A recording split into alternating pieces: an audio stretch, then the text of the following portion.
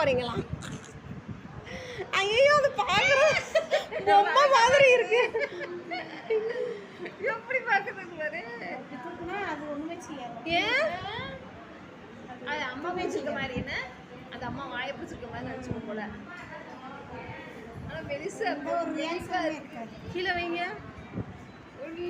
தான் நகரும். ஆமா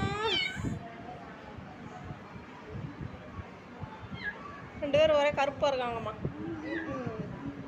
ஏறுதான் கடிக்குதா?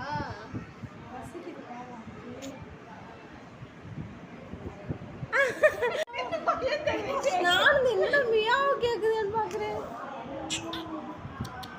இப்பதான் பறந்த குட்டியா?